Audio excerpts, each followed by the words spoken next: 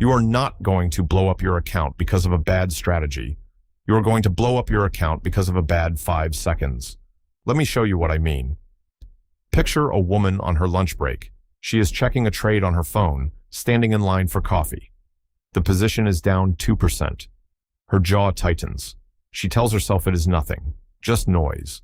The market does this. By the time she sits back down at her desk, it is down 4%. Now, the story in her head starts to change. This is not the market being noisy anymore. This is personal. The market is testing her, and she is not going to blink first. So she does not close it. She waits. She watches the number breathe in and out. Red, a little less red, red again. Then it drops another point and something snaps. Not panic exactly. Something colder. Determination. She adds to the position. If it was a good idea at the first price, it is a better idea at this price, she tells herself. 3 hours later, the position is gone. Not because the setup failed, because a decision made under fear was defended by a decision made under pride. I have watched this exact sequence happen to smart people, careful people, people with engineering degrees and spreadsheets and back-tested systems. I have done a version of it myself, more than once, before I understood what was actually happening. Here is the part nobody tells beginners. It was never really about the trade. The trade was just the stage. The real event was happening inside the person holding the phone. Most people arrive at trading, believing the game is about information. Find the right chart pattern, find the right news source, find the indicator that filters out the noise, so they collect tools, they collect courses, they collect opinions from strangers on the internet, and they still lose money year after year because they are extremely well equipped to solve a problem they do not actually have. The problem was never a shortage of information. The problem is what happens in your chest when the information turns against you. I want to say something plainly because it took me a long time to accept it. The market does not pay you for being clever. The market pays you for being steady when clever people around you are panicking. Cleverness is common. Steadiness is rare, and rare things get paid. Most traders approach the market as if it is a puzzle to be solved once. Figure out the trick, and the money follows. But the market is not a puzzle. A puzzle has a fixed answer waiting to be found. The market has no answer. It only has probabilities, shifting in real time, shaped by millions of other people who are just as uncertain as you are. And underneath all of that uncertainty sits a brutal little mechanism. Money in the market does not vanish. It moves. It moves from the account of someone who traded on feeling to the account of someone who traded on process. Every single day, without exception, in one direction only. So the real question was never which strategy should I use. The real question is which side of that transfer are you choosing to stand on every time you open the app. To understand why this is so difficult, you have to look at where your nervous system actually came from. It was not built in a trading room. It was built somewhere far older, far more dangerous, and far more physical. Somewhere your ancestors needed to make split-second decisions about things that could genuinely kill them. When something moved in the grass, there was no time to weigh probabilities. There was only time to react. The humans who reacted fastest, who felt fear hardest, who fought back the moment they were threatened, were the ones who had children. The cautious, analytical types who paused to think it through sometimes did not survive to pass anything on. So, you inherited a nervous system built entirely around speed and self-protection. Feel danger, act immediately. Feel loss, get it back immediately. Feel threatened, dominate the threat immediately. That wiring kept your ancestors alive on the savannah. In a market, it is closer to sabotage, because in trading, the correct response to fear is often to sit motionless. The correct response to a loss is often to accept it and do nothing else. The correct response to uncertainty is to admit you cannot control the next candle and trade the setup in front of you anyway. Every instinct that once protected your ancestors is now working quietly against your account balance. The same circuitry that made them run from a predator is the circuitry that makes you hold a losing position 2 hours longer than your plan allowed. The same circuitry that made them defend their territory is the circuitry that makes you double down on a trade that has already told you it is wrong. This is not a character flaw, it is inheritance. And once you understand that, you can stop being ashamed of it and start managing it like the engineering problem it actually is. Let me walk you through the specific traps I see most often, because once you can name them, you can catch them before they finish executing. The first trap is what I call identity bleed. This is when being wrong about a trade quietly turns into being wrong about yourself. Most people who end up trading are used to being competent. They were good students. They are good at their jobs. Competence, for them, has always meant being correct. So somewhere along the way, the brain quietly attaches self-worth to the outcome of a trade. And that is a catastrophic wiring error, because losing trades are not evidence of incompetence. They are the cost of doing business in a probabilistic environment. A losing trade taken correctly, at the right size, with the right stop, executed exactly according to plan, is not a mistake.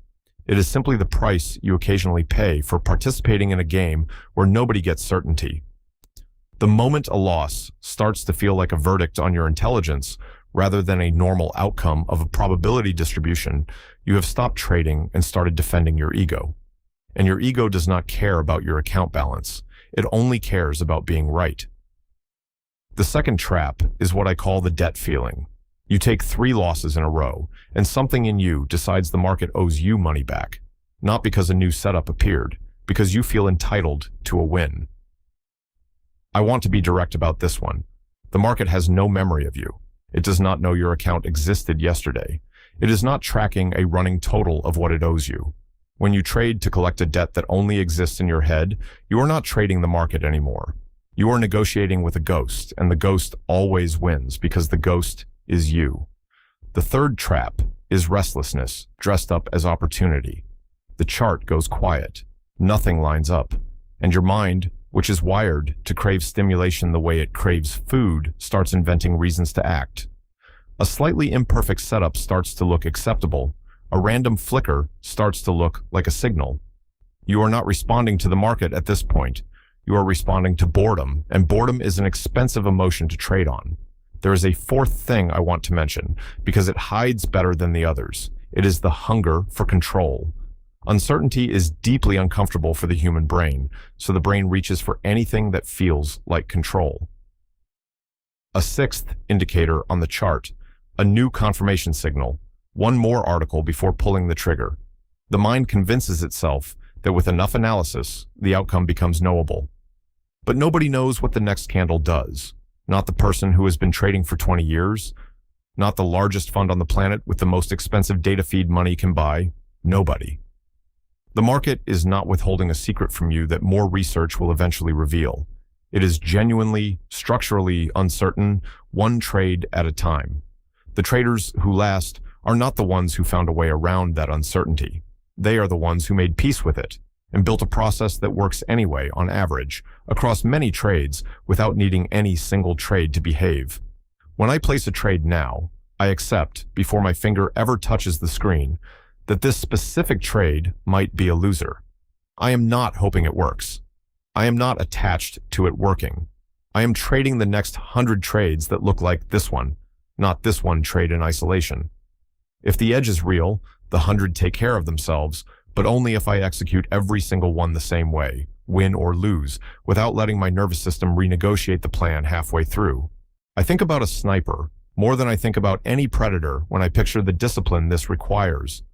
A sniper does not fire at everything that moves. A sniper does not get restless after an hour of nothing happening. A sniper sets up, breathes, waits, and only commits when the specific conditions they were trained to wait for actually appear. Everything else is just wind and noise, deliberately ignored. Most people trade like someone firing at every rustle in the bushes, burning ammunition on movement instead of on targets, and then wondering why the account keeps shrinking. The traders who actually survive this business for years are quieter than that.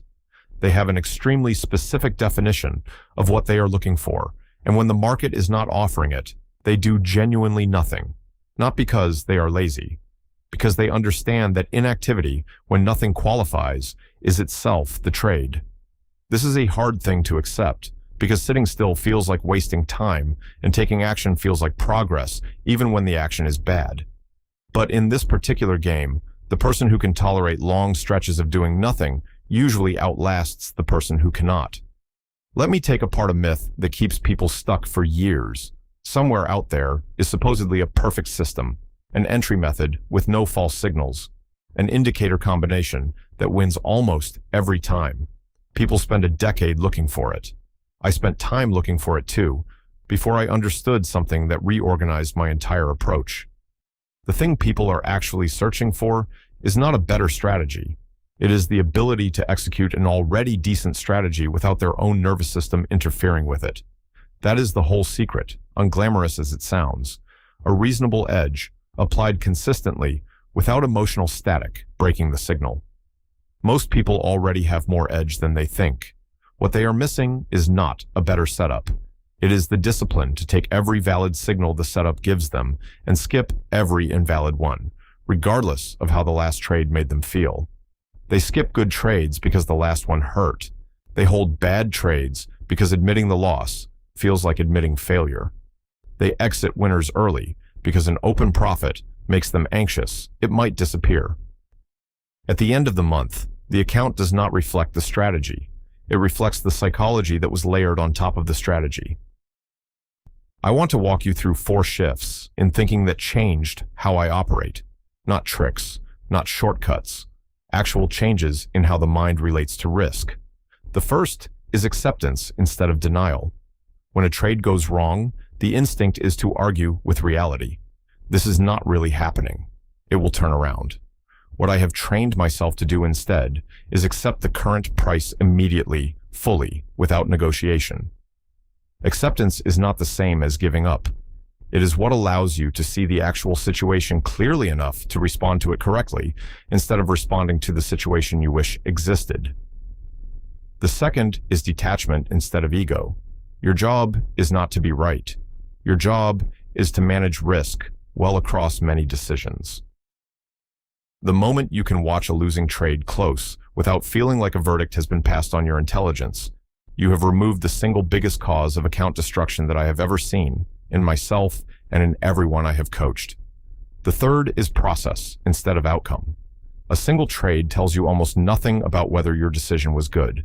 A coin flip that lands on heads does not mean you called it correctly.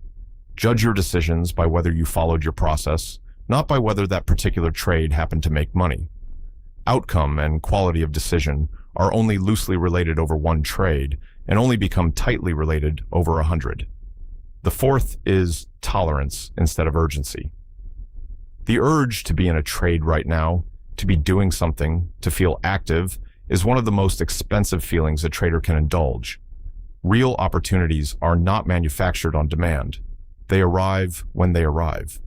The ability to simply wait without treating the waiting as a personal failure is one of the most underrated skills in this entire field. I want to tell you something that used to sound strange to me before I understood it. I do not fear my losing trades anymore. I almost welcome them, in a specific sense. Here is why. If a system genuinely has an edge, it will still lose a meaningful percentage of the time. That is not a flaw in the system. That is simply what probability looks like up close. A method that wins every single trade either does not exist or is about to blow up spectacularly the one time it is wrong. If I abandoned my process every time I hit a losing streak, I would never actually experience the edge I built the process to capture. The edge only shows up over a large enough sample, and only if every trade in that sample was actually taken. Think about how an insurance company operates. It does not panic because it paid out 3 claims in 1 week. It has already done the math over a much larger number. It knows some weeks will be expensive. It keeps operating the same way regardless, because the profitability was never about any single week. It was about the underlying math playing out over time. I try to think like that company, not like an individual gambler reacting to the last hand. The company runs the numbers. It does not have feelings about Tuesday. When a loss happens now, inside my rules, at my planned size, at my planned stop, I genuinely think, good, the system did exactly what it was supposed to do. Then I move to the next decision. No post-mortem on my self-worth. No need to get it back immediately. just the next valid setup whenever it shows up. Losing cleanly, without spiraling, without doubling down, without taking it personally, might be the single most valuable skill in this entire craft. The trader who can absorb a loss without emotional wreckage is the trader who is still standing months later to collect whatever edge they actually have. None of this changes overnight, and I want to be honest about that, because a lot of people quit right at the point where the work actually starts paying off. Every time you override your stop because it feels uncomfortable, you are reinforcing the old wiring. You are teaching your nervous system that panic gets rewarded. Every time you take the loss exactly where your plan said to take it, even while every cell in your body is arguing against it, you are quietly building something new. You are teaching your nervous system that discipline gets rewarded instead. This does not happen in a week. It usually does not happen in a month. But if you are consistent, trade after trade, the new pathway eventually becomes the automatic one. The rule stops requiring willpower and starts requiring almost nothing at all, because it has become who you are at the desk, not just something you are trying to remember to do. One more thing before I let you go. The best traders I have met are not people who stopped feeling fear or greed or impatience. Those feelings never fully go away for anyone, no matter how experienced they become. What changes is the relationship. They feel the fear and execute the plan anyway. They feel the greed creeping in around a big winner and take their planned profit anyway. They feel the boredom of a quiet market and wait anyway. That is not emotional numbness. That is a form of mastery that has nothing to do with numbness at all. I am not trying to help you feel nothing. I am trying to help you make sure that whatever you feel never gets to make the decision for you. So here is what I want you to sit with. The market will open again tomorrow. It always does. It will offer opportunities again tomorrow. It always does. The opportunity was never the scarce resource in this whole story. What is scarce is a person who can take a loss without spiraling, sit through boredom without forcing a trade, and let a winner run without panicking. It closed early out of fear that the number might go back down. Most people are not currently that person, not because they lack intelligence, because nobody ever told them clearly that this was the actual assignment. They thought they signed up to study charts. They actually signed up to study themselves. I spent years hunting for a better setup before I finally understood that the setup was never the limiting factor. The limiting factor was sitting in the chair. Once I started training that part instead, the results changed. Not because the strategy suddenly got smarter, but because the person executing it finally got out of its way. That is the whole path. It is not exciting. It will not make a good highlight reel. But it is the only path that actually holds up over the number of trades it takes to matter. The market is not going to adjust itself to your nervous system. Your nervous system is the only variable in this entire equation that you actually get to change. And when you finally do the work to change it, something noticeably shifts. The urgency fades. The screen stops feeling like a threat. You start acting from a plan instead of a pulse, not from panic, from process, not from hope, from probability, not from ego, from discipline. That is the entire game, underneath all the charts and all the indicators and all the noise. Trade well and be patient with yourself while you build it.